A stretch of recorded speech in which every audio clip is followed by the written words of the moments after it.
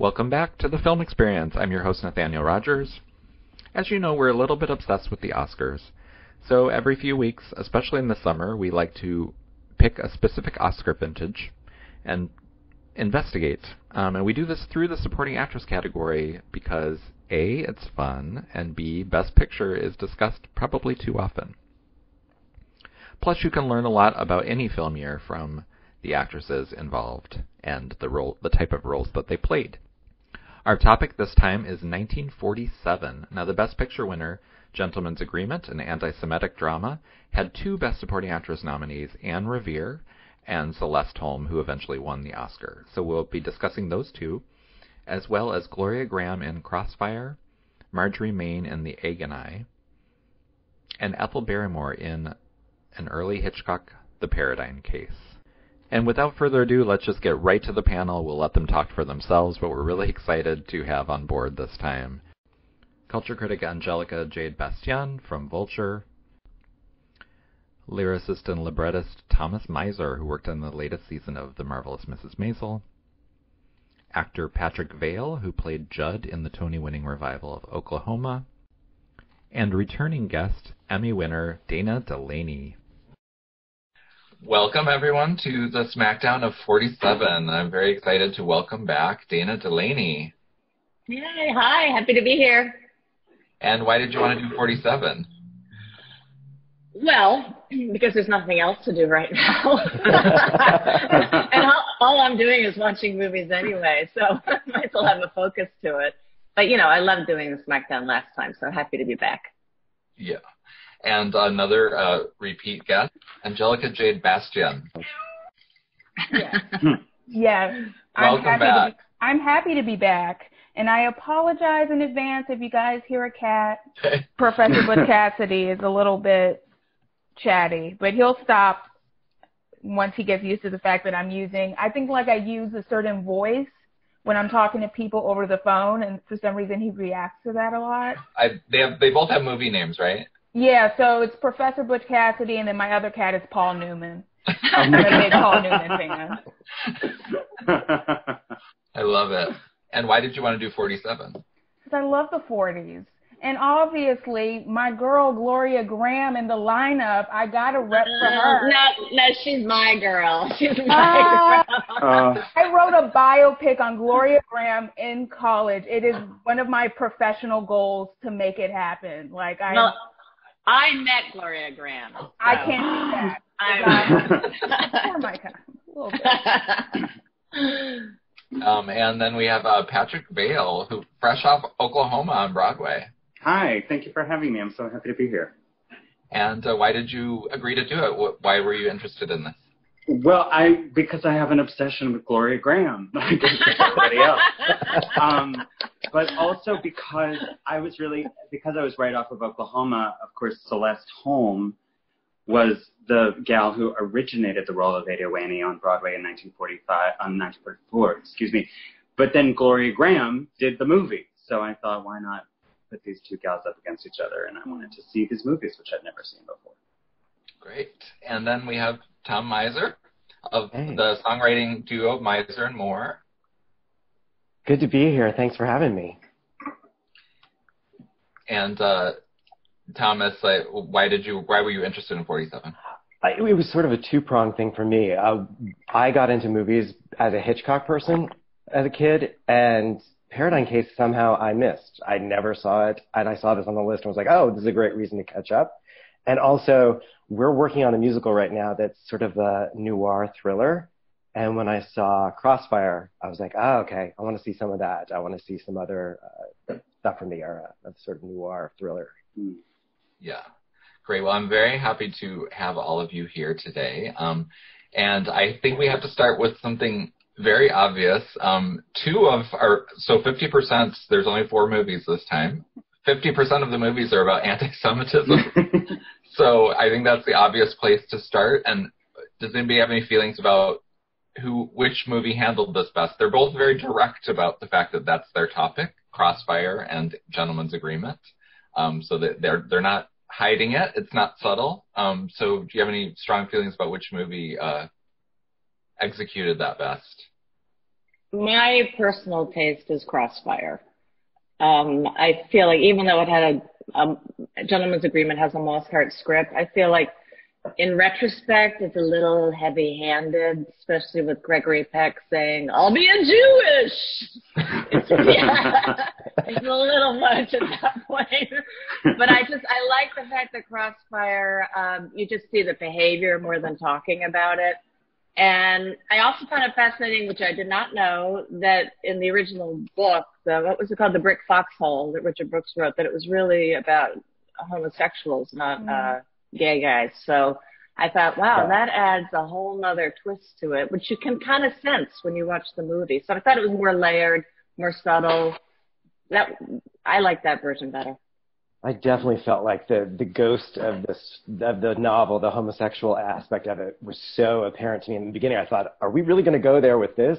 And sort of, I wish they could have gone there, because that's a fascinating way to sort of get at that idea of hating someone before you even know them. I just thought that was fascinating in that film. Well, I didn't even know this about these. I didn't do a lot of research on the movies beforehand. I just put them on. So this is interesting for me to hear, because that was also the subtext of the Hitchcock we watched. Yeah. Yeah, I found that Crossfire, that's interesting, because I didn't know that either, but the first thing that I started to think right at the very beginning was, wait a minute, what? And yeah. Especially the way that first scene is shot, with the guys in the place, and it felt like some sort of, you could see it being shot today with some guy being picked up on an app and showing up. Totally. Yeah, it felt like very that. Like sort of gay panic. Yeah.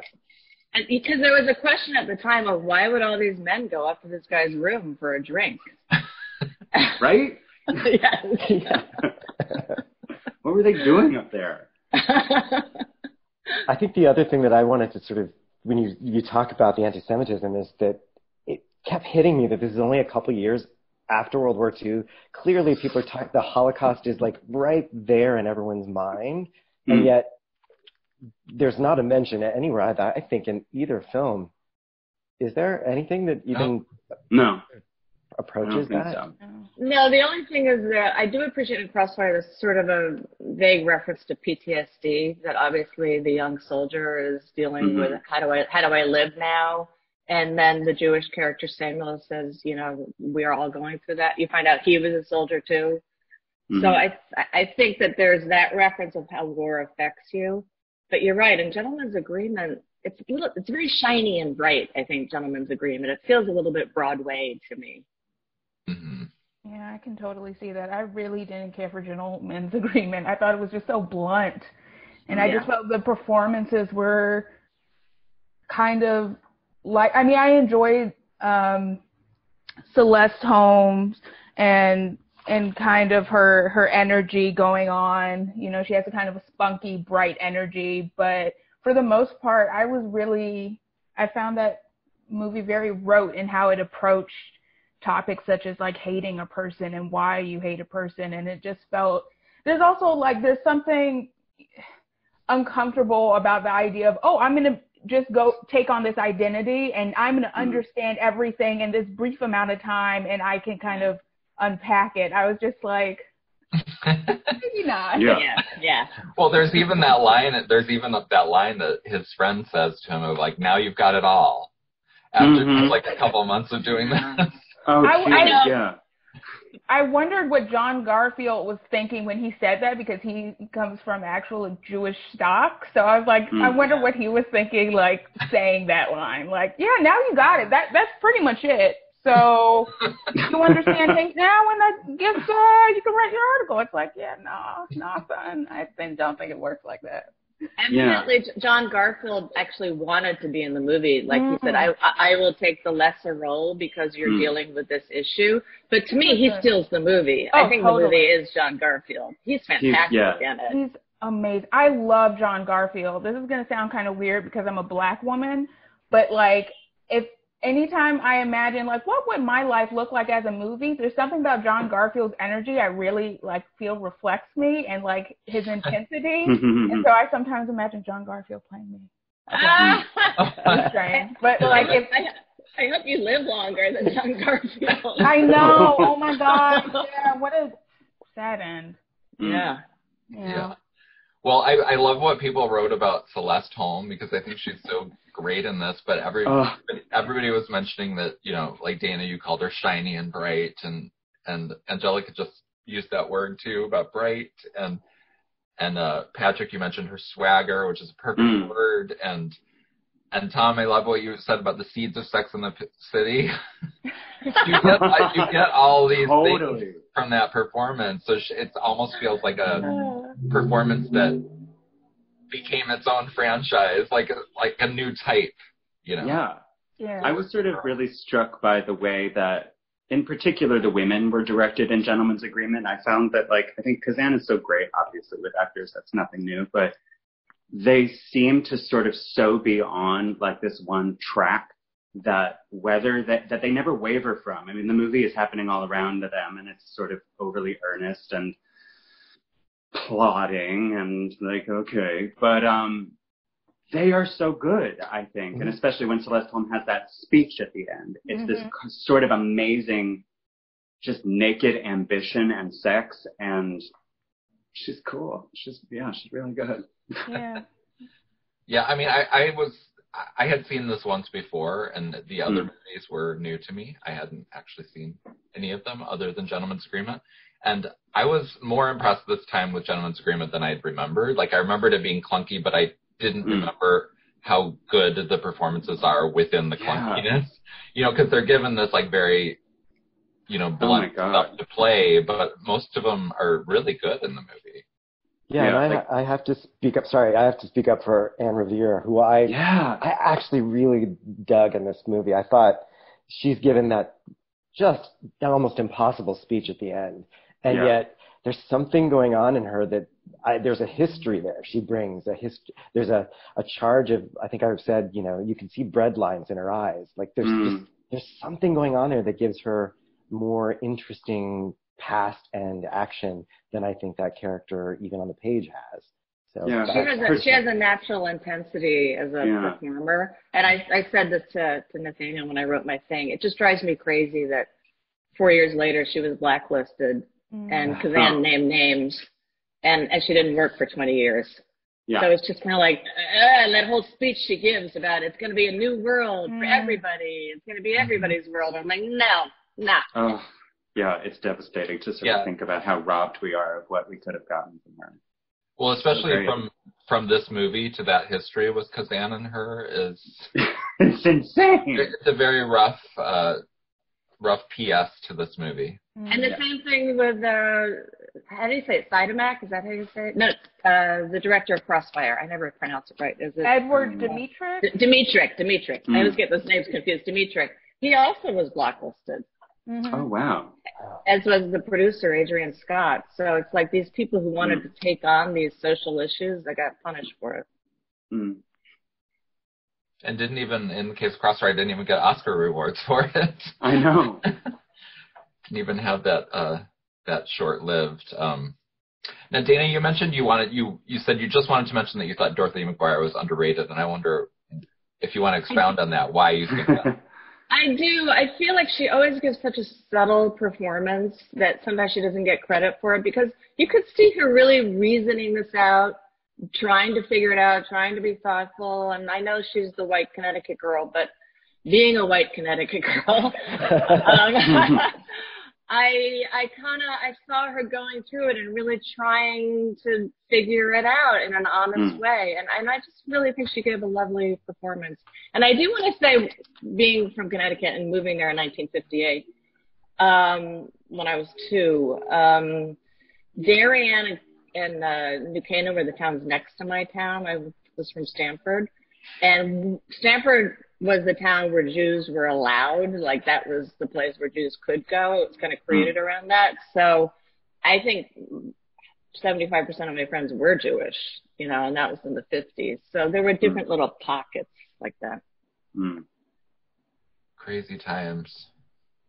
I also want to say that June Havoc, I think, is fantastic in Gentleman's Agreement. She is so good and so precise, and that scene where she sort of trips on her words is just excellent stuff. Yeah, I mean, that's the reason I wanted to bring up the performances in general is like they're dealing with, even though the movie's clumsy, the performances I do not think are clumsy at all somehow, this dichotomy.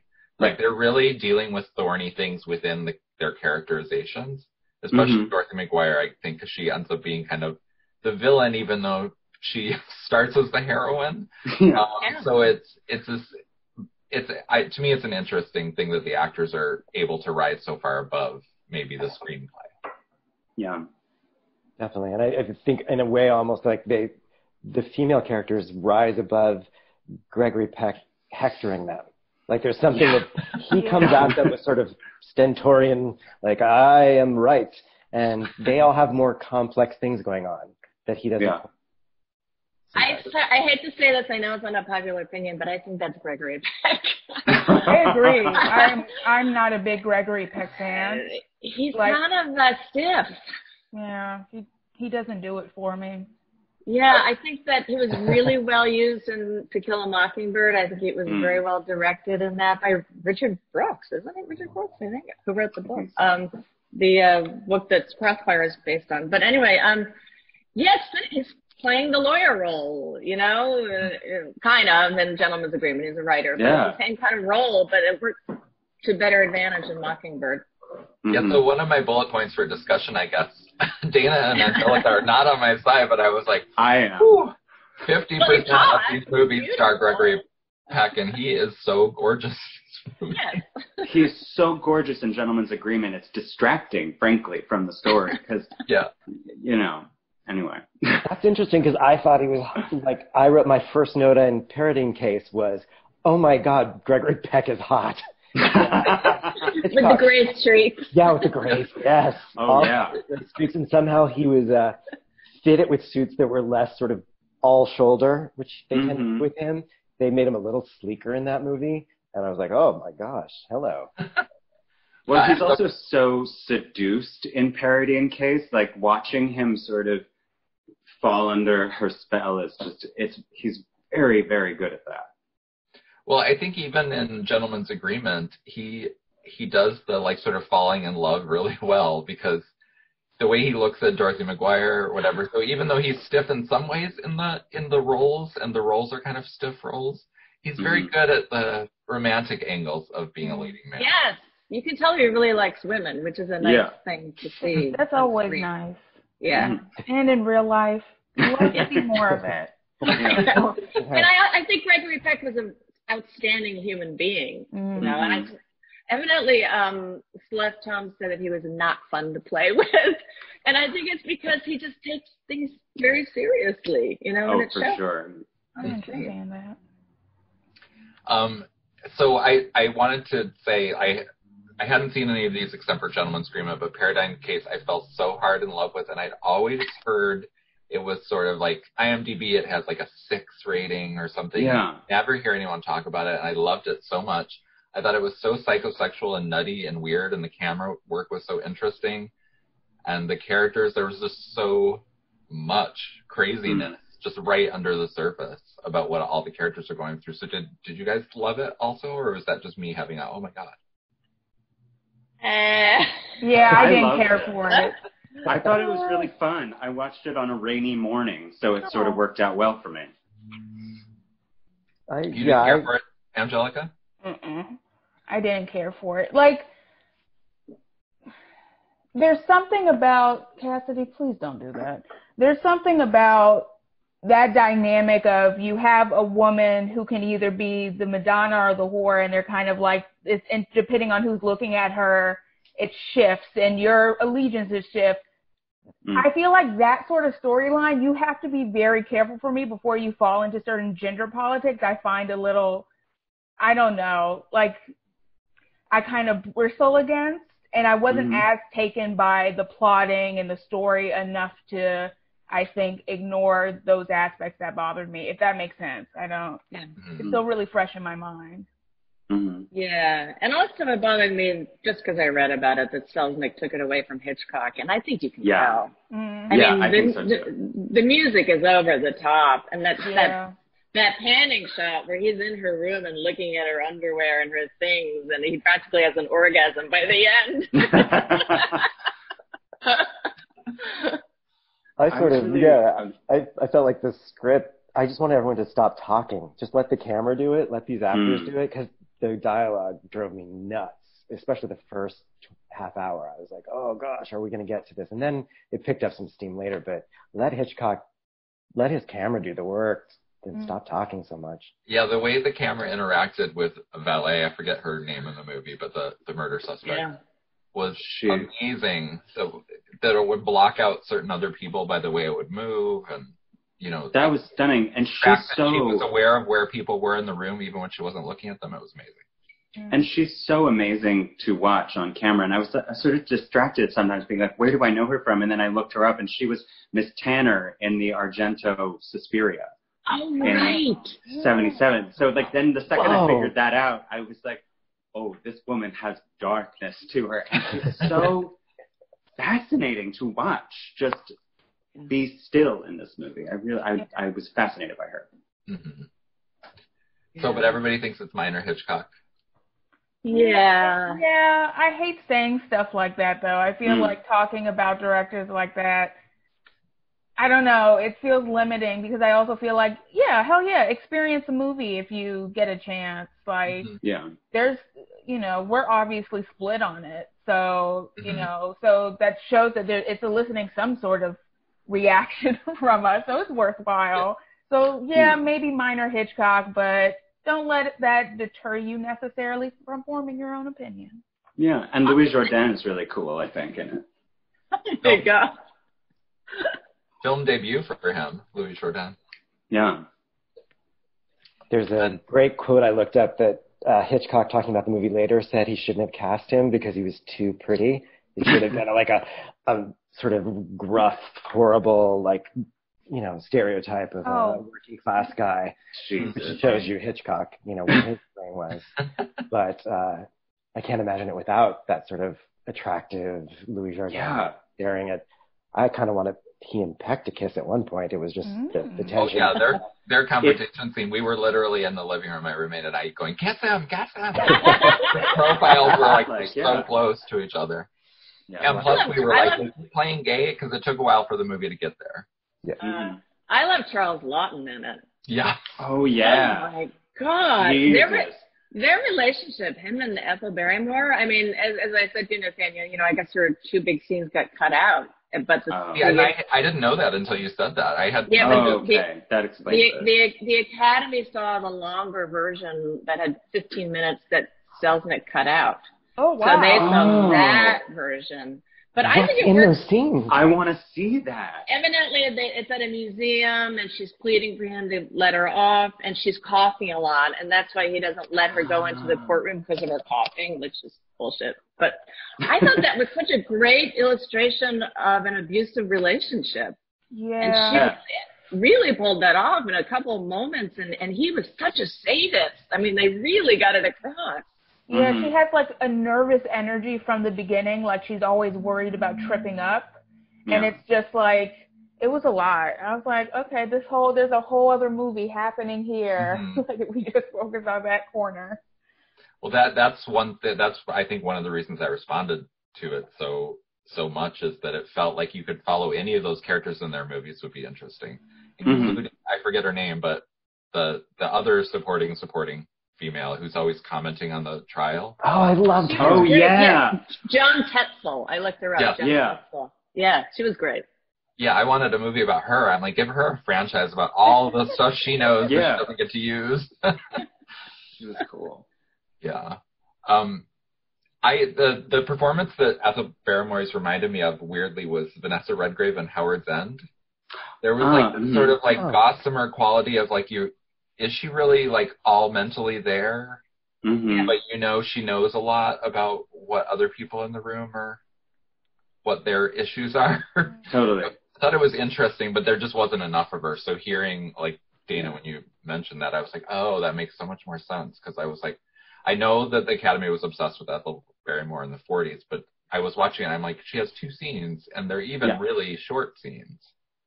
Yeah, that was, it reminded me of that I think I wrote about this, that the Ellen Burstyn nomination for 14 Seconds for the Emmy, like it just had, she's so good. That's undeniable. She's fascinating and like majestic, but yeah, there's nothing there. Yeah.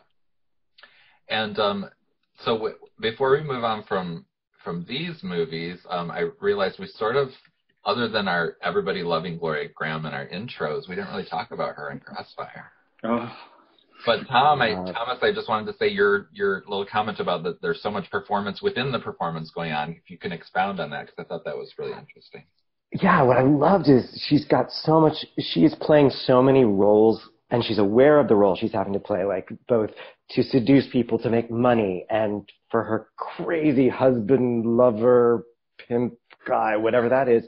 She's just performing for everybody because she's just trying to survive. And you get all that energy every time I see her, and I just want to know more. I want to follow her more. And yeah, it just feels like I think she's performing for her life. And every scene, you just get that sense of intensity of stakes. I do love that she's introduced in sort of like this dreamy way, like as she look real, but then Gloria is she's so specific with her choices that you feel immediately, oh, this is a real person, but who's also projecting herself as a dream to people.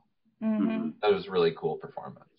And the way she every once in a while you just see the girl she was peek through these little moments of like, oh, there's that Midwestern girl.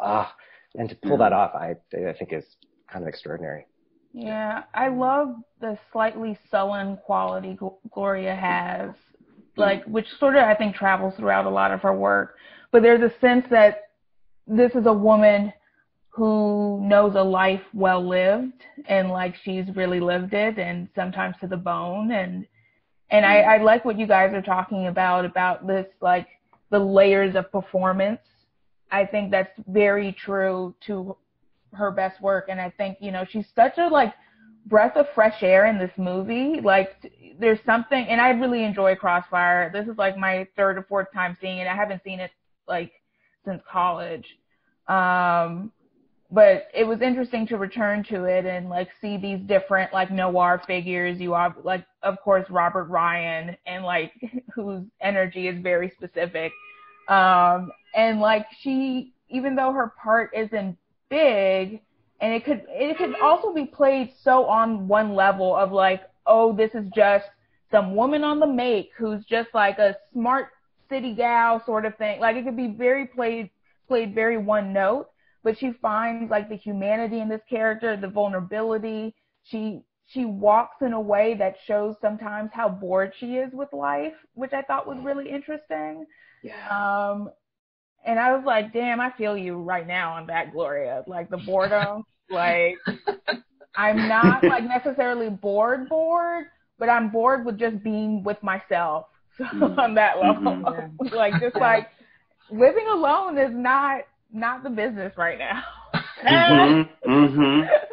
But yeah, I'm just in awe of Gloria Graham and all she can imbue in a performance, and you can tell she cares for her characters and like understands them on a very deep level and doesn't judge them for the choices they make. And I find that very beautiful, because I feel a lot of times where you have characters like this, it's very easy for you to sense that like the actor is almost talking down to the character and doesn't, like, there's a distance. But like Gloria just feels just real in a way that's just like you can totally imagine this woman's life beyond the frame of the film. Yeah. Now, Dana, I know she's your favorite actress too. So, like, when was this the movie that made you fall in love with her, or was it another? No, when I was a kid, I used to come home and watch the 4:30 movie every day after school. And I think I first saw her probably in Oklahoma was the first thing I saw her in on TV. And then I just became, I think I was like 9, and I was like, she's my favorite actress. And I just became obsessed with her and started, seeing everything I could, which was hard to find at that age, And then I, In a Lonely Place, before anybody liked In a Lonely Place. I was in high school when I was like found it and all that stuff. But I was in New York, just to tell my little story of meeting her. I was in New York and I was going to a makeup session like on 9th Avenue. I was, I think, 24, 25 years old. And it was on this, you know, in that film building on 9th Avenue, it's called the Film something. I don't know what it is. Yeah, that Film building. Center building. Yeah, that building. I was like I'm on the 4th floor in this tiny room, and it was like a makeup line, and they were going to teach you how to use it. And the teacher was late, and then this woman comes in, out of the corner of my eye, she's wearing tight leather pants and a Angora sweater. And I looked over, and then I saw the lips, and I went, oh my God, it's her, it's her. I was like, why is she here? She knows how to put on makeup, you know? And then I was so freaked out that it was her. And she was 56 at the time, and it was right before she got sick, before she got the cancer. She died like 9 months later. And so the teacher never shows up. So we all leave, and we get in the elevator. It's just her and me in the elevator. And I was so nervous, I couldn't say anything. And we just talked about Lauren Bacall in her performance of Woman of the Year on Broadway, which we had both seen. And we were talking about how great Lauren Bacall was. And then we got out of the elevator and went, "Bye, nice to meet you." And that was it. Oh, so you never told her. Wow. I couldn't. Oh my gosh. That's such a sweet story. Oh, it like made my life. So since you met her at that point in her life, did you watch the Annette Bening biopic? Because it's about that time period. All right, to be totally honest, I read the book, of course. Yeah. And I couldn't watch it because I was too jealous that she got to play her. I really felt like I should have played that part. I will watch it one day, but it's one of those things I can't watch yet, you know. Yeah. But I do want to say about Gloria and this movie, and also how it pertains to the other movies you saw. You know, she has, like you said, Angela, she's got this unsentimentality about her that I think is so modern, and she's always had that. And because it's 1947, all the other women in the movies, including Egg and I, it's all so often it's about how to manage the men.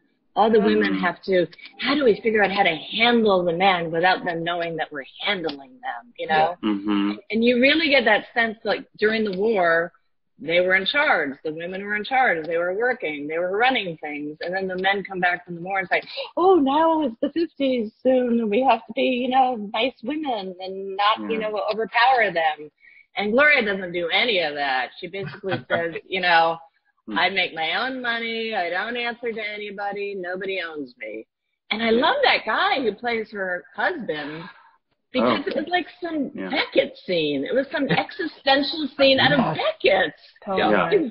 What was that? That was fantastic. When the direction takes us down the staircase there and you're sort of looking back up and he's still talking about her, he's still going to be here, it's like a window to this really fucked up movie that I want to see. Yeah. Between the two of them.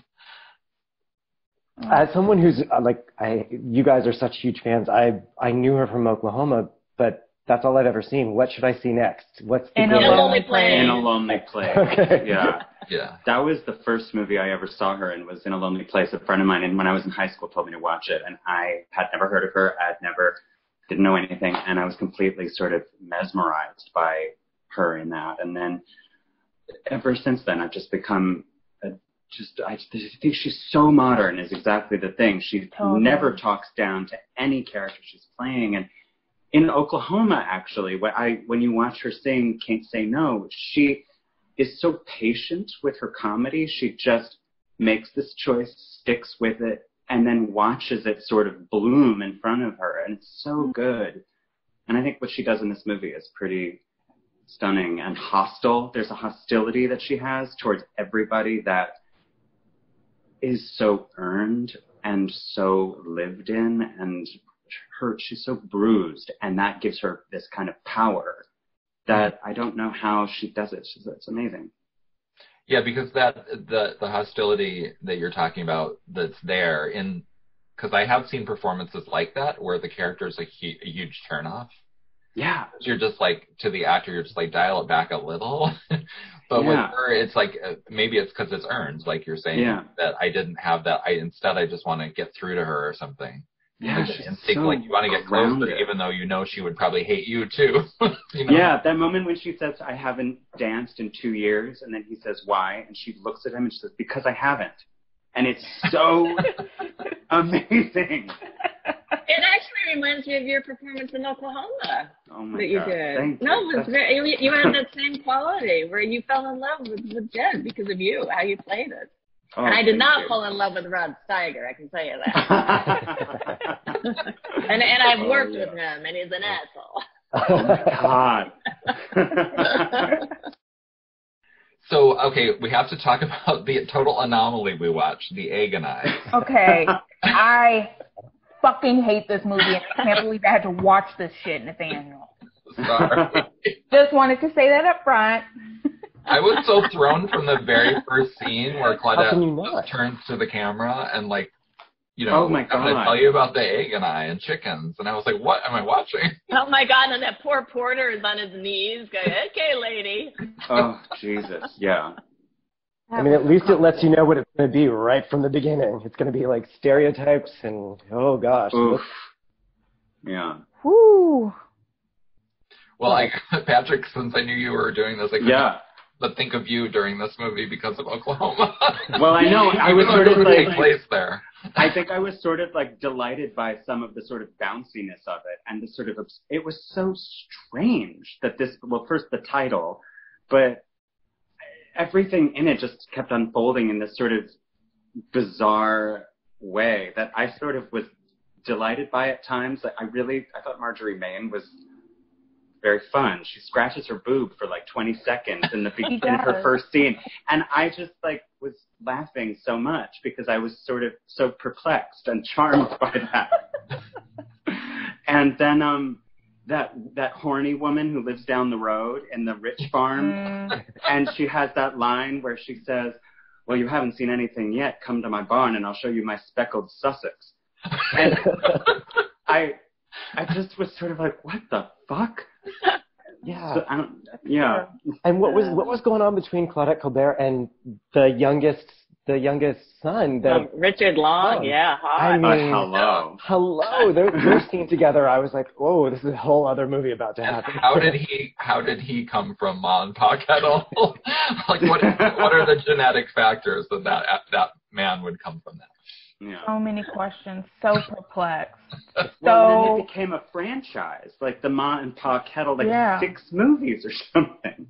9 movies, and Pa Kettle dropped out after it was Ma and Pa Kettle go to Waikiki. Oh my God. Oh my God. That blows my mind that this became a franchise, but it was obviously based on already a bestseller because, right. You know, the way they sell that beginning, it's like you're already in the know about it, but of course now, like 70 years or 80, however many years ago this was. Right. I can't do math. 1947. Anyway, a long time ago. It seems like you're supposed to know what this is, and you're supposed to be laughing along with it because you've read the book or something. Well, and then at the end when she says, I ought to write a book. Yeah. Oh my God. This couple shouldn't be together. Angelica, I'm so sorry. You're just like shaking your head. It's just like, but then also like watching this movie, I was like, you know, this is why I believe marriage is a prison. This dude, from the very beginning, it lost me at the very beginning. Fred McMurray, I don't find him hot, so I would be like, I'm already having problems with this marriage. Like, do better. But like, he decides to change their entire life and does not consult his wife. He's like, oh, you know, why don't we move out to rural wherever, uproot our lives and start a chicken farm, and I'm just going to tell you, and like, you're just supposed to be cool with it? I was like, what? I was like, and then seeing her have to smile through like these humiliating hijinks, I was just like, is this hell? This is like hell to me. Like, oh my God, I feel like I'm going to have a nightmare where I'm in this movie and surrounded by chicks and like things are on fire. And then there's, you know, thousands of kids because Ma and Pa, like, they have a lot of children. Like, oh my God. Like, what is happening? Like, there is a cut of that film that is Virginia Woolf. Like, she keeps the baby from him for a year. A year? Yeah, a year. Yeah, I'm like, did they not have telephones? Like, I get in old movies sometimes that the cell phones didn't exist, but they had telephones. Right. or even just the postal service. It's a year. I would like to point out that the woman who wrote the book, that was her first husband. That marriage did not last. And also, what I read that cracked me up was, the whole Kettle family were based on real people in Oregon. And when the book and the movies were huge hits, they sued the studio for money because they said, we should be profiting off of this. This is based on us. All 10 of the children sued Oh, my God. to get money off of them. And then they lost in court because the judge said, you've already made money off of this. You've been, doing other appearances and doing all this based on being Kettle children, so you don't get to complain about it. Oh my gosh! Wow. So they really were like that. They were like users, like hot Kettle. Oh my God! But was their oldest son as hot, and did he want to be? That's the question. Oh man! That and Claudette Colbert's State Fair outfit. That when she comes in, just where is that coming Did you guys? I lost it when she just handed her baby to the taxi driver. Oh my God! I was like, what if he runs off with the baby? What if something happens to the baby? You can't just hand your baby to strangers. What is this? You're holding this baby while I fight with my husband. Oh my gosh! Yeah. They did 6 movies together, her and Fred McMurray. I thought they have no chemistry whatsoever. No. They had none. They did 6 movies. How is that possible? Wow. What a dry dynamic. I know. I really did enjoy, I will say, when she was walking through the house at the beginning, just looking at just this shit show that she walked into, and like when the table slowly collapsed, and like she's lovely. And you couldn't help but think of like this string of, like, I kept getting flashes of Baby Boom and Funny Farm and Money Pit and like all Green Acres. Green Acres, yeah. Just see all that coming, and you see the scenes that have been stolen from. Oh God, yeah. Well, one thing we always do on the Smackdown is we recast the roles, just because it's a fun mental exercise. So I want to hear from you. You don't, since in generally speaking, reading all of your blurbs, everybody, even if you didn't like the movies, most people liked most of these 5 performances. So it doesn't have to be because you think somebody else could play it better. Just what would have been interesting to you. Just pick one person in a different person's role. Anybody want to start? I'll jump in. I wanted to see Anne Revere in Paradine Case. I wanted her weird intensity in that movie, just to see what that would do to like her angularity being thrown into that film, add a little more juice to it, a little bit of danger. You mean within Ethel Barrymore's? Yeah, well, any part. I just want to see her in that world, but see her in that role, as much as I loved what Ethel Barrymore did, to see a different take on the abuse, a sort of haunted, like someone who had an intelligence to it, that you see her trying, like, wanting to murder her husband, like that wanting to get back someday. Yeah. How about you, Dana? I think Gloria Graham should play all the other parts. I'm just thinking she could actually play any one of the other parts in all those movies, because she can do anything. But I'm wondering if she played the part of Celeste Holm in Gentleman's Agreement. I think I would have felt more for that character. I didn't have a lot of feelings for that character in Gentleman's Agreement. I felt like everything she did was kind of plotted, and I felt like Gloria Graham would have kind of had a little bit more like need in it that was human, I totally see that. I think I would like to see Marjorie Main in the Anne Revere part, just to see what that would be like. Oh, yeah. She, like, one of the things that I sort of fell in love with her in this movie for is that when her character would have an aside, rather than go to a sort of dark, longing place, she would express this kind of beautiful warmth that was her secret. And I would love to see her be under the direction of Kazan and see what she might do in the stillness that I think he would probably ask of her. So I think I would love to see what she would do with that, because I think she's pretty extraordinary. I would like to see Ethel Barrymore in the Marjorie Main role, so I'm going to do the opposite. Because, like, or no, that's not the opposite, but just because, like, with Ethel Barrymore, like, all of her roles, she's usually bedridden, and, like, it's usually all about her dying or being, like, almost all of her Oscar roles, she's in a bed or there's something wrong with her mentally. So I would like to see her in something where she's, like, has to be really lively, like, in that, just to see what different things would have come from her performance. How about you, Angelica? Any casting switches? I'm going to echo Dana's thoughts about having Gloria Graham in the Celeste Holm role in Gentleman's Agreement, because it would just be interesting to watch. I just would like that.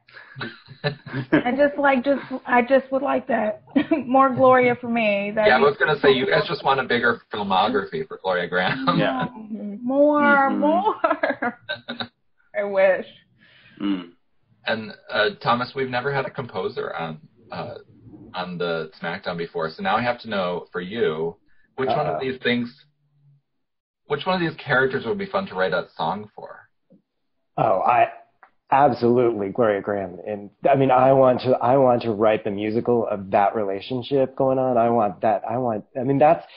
There's dance, there's music, there's that horn entrance. I mean, she's a musical waiting to happen. That one, dramatic musical. You mean a musical about her and her weird husband in that movie? Yes. That's the movie I want to write. I mean, that's the musical. It's too good. It's too good. I mean, you can just hear the jazz in her. You feel the jazz in her performance. That kind of horns and sultry and yet human. I mean, those are characters you want to hear sing. Yeah. That's a great way to describe her acting jazz. It is like jazz. You don't quite know where it's going to come from. Mm-hmm. And, well, like, Thomas, your work lately, you haven't been doing, like, with Marvelous Mrs Maisel, you haven't been doing, like, character pieces so much as, like, era pieces, right? Where you're writing for them to perform it. Yeah, that was the interesting about Maisel, was that we usually, in music theater, are so character-based that we had to write these sort of pop songs, but the great thing with that, not to go down that path too much, but is that Amy Sherman Palladino wanted the pop songs to reflect character and tell story at the same time. So we got to bring our music theater world to that, and also write some songs you can pony to. So I can't go wrong with that. That always makes me happy. Yeah, I'm always trying in my head. One of the reasons I was excited to have you on is that in my head I'm always thinking about what movies could be like as musicals. If they only had a song here and there. Every movie is being made into a musical right now, let me tell you. If you name it, it is being done. Yeah. Someone's being pitched it, someone's doing a spec song or something. It's true. It's a little sad, but some good stuff will come out of it. There's always some hidden gems that we always look for those movies, kind of like that relationship in Crossfire. The best musicals come from something that isn't perfect already, but something that you want more from. What can music add to it? And that's the joy.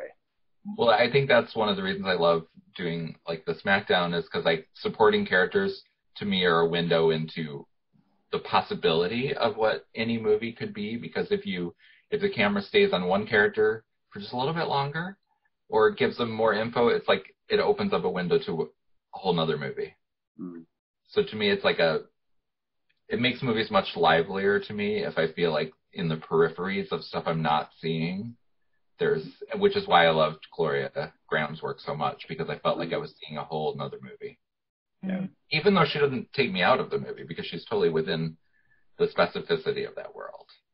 Totally. That's a hard balance to strike. Yeah. And she supports she's another example of the violence that's left behind, that sort of PTSD of the war. Yeah. Like, she fits into the film in a really smart way. Yeah. Well, because what was the book it was based on called again? The Brick Foxhole. Yeah. The Brick Foxhole. Because I actually thought the Crossfire was such a great title for that movie, because it really was about all these people caught up in this situation and other situations from before the film. Yeah. With the PTSD stuff, especially. So before we go, do you have any favorite movies of 1947 that we haven't discussed? Does anybody want to give listeners, like, a hint of something they would love them to see from this year? I watched Lured, which is from 1947. If you haven't seen it, it's really fun because it's early Douglas Sirk, and Lucille Ball is fantastic in it. It's a dramatic role, but you can see she's just straining to be funny. Like she's not allowed to be funny, but it's right there. Her timing is impeccable. And Boris Karloff is in it, and you see him in a completely different role. Yeah, I've seen that movie. It's really interesting. It's a Douglas Sirk, right, from before Yeah. the 50s, yeah. I would suggest... please. No. I really love The Ghost and Mrs. Muir, which That's what I was going to say. Oh, really? That was my movie. It's so good. I recently saw it, actually, like, during the beginning of this time that we're in right now, and I freaking love this movie. It's so good and gorgeous and sexy and beautifully written.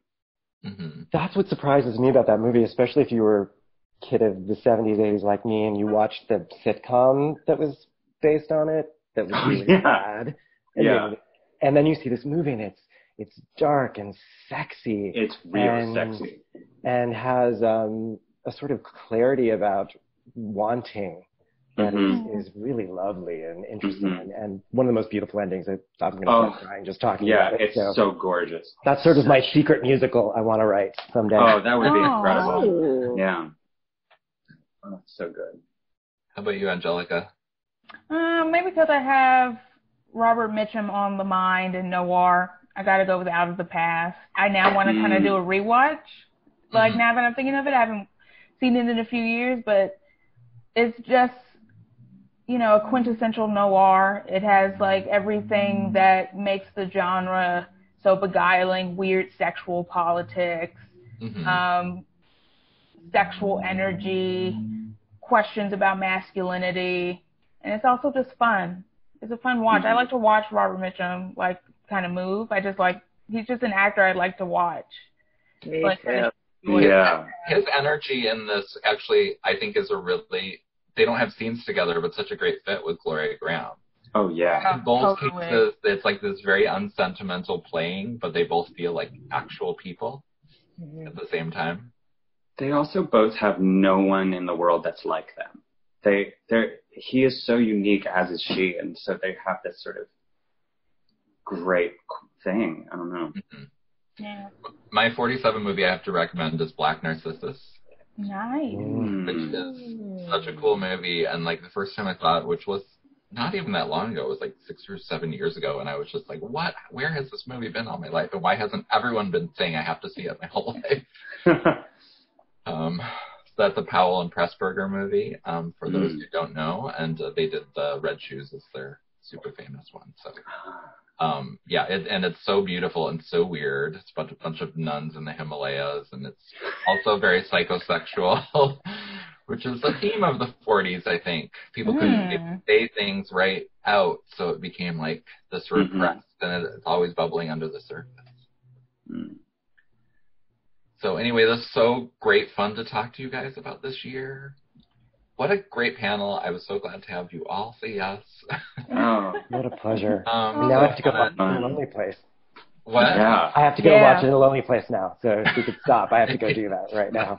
I envy you. One thing I wanted to mention, did anybody have this reaction when they were watching Crossfire? Like when the first title card comes up, all 3 stars are named Robert? Oh, no, I've never seen a movie with that. Like before the title was like Robert. It was like what? All 3 stars. And it was nice to see Robert Young in that role. He actually was much more interesting. I know him from Father Knows Best the most. Yeah. So it was nice to see, wow, he could do that. Yeah. Absolutely.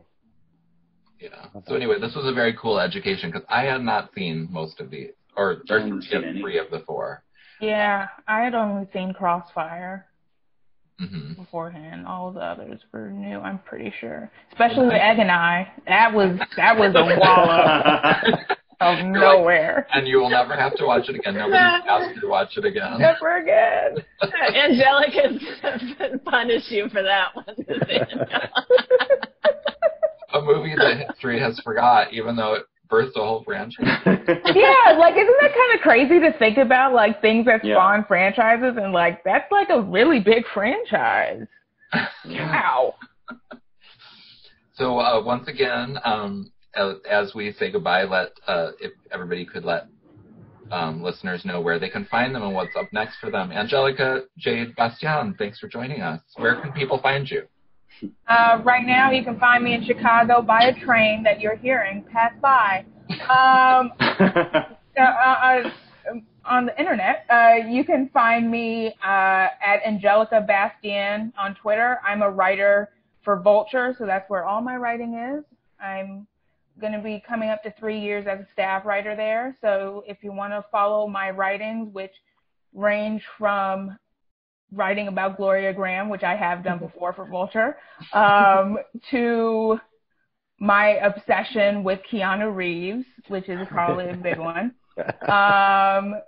to writing about mental health issues through the lens of pop culture. So you get a nice, interesting genres. I love writing about classic Hollywood. So if you enjoy me on here, you'll see you can find more of the same, like on Twitter or with my writing. Vulture's very lucky to have you, Angelica. You've been amazing since before the days of Vulture. Always worth the read. Oh, And, that's so sweet. You've known me for a minute, so that means a lot. And Thomas Mizer. You can always go to miserandmore.com. It's a miser with a Z, not miser with an S. And you can finish that yourself. And we are there. There's an album of all our original songs from Maisel that you can listen to and stream.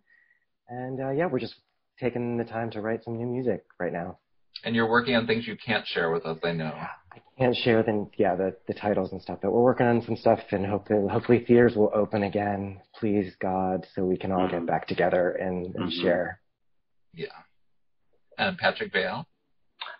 This fall, I think it is, I will be on Netflix's Dash and Lily, which is a new series, and in the meantime on Instagram at Patrick Vaill and Twitter, and et cetera, and hopefully once we can all be back in rooms together, much, much more. So, yeah. Great. And Dana Delany, round 2. Thank you so much. Oh, no. Happy to be here. Oh, Patrick, I saw those trucks for Dash and Lily in my neighborhood in New York. I was wondering. Oh. Ooh, now I'm excited. Yeah. I have nothing going on. You can find me at Dana Delany on Twitter, and hopefully I have this movie I did called The American Guest about Theodore Roosevelt in Brazil. And I played Edith Roosevelt, and I'm hoping it will come out on HBO eventually, but because it was filmed in Brazil, there's a little politics involved. So oh, yes. I don't know when they're going to release it. We'll see. Yeah. Well, we need more Dana Delany, so come on. Thank you. Thanks again, everyone. Thanks for listening to everyone who listened, and watch those movies we recommended. And this was a good year to investigate further. This was a good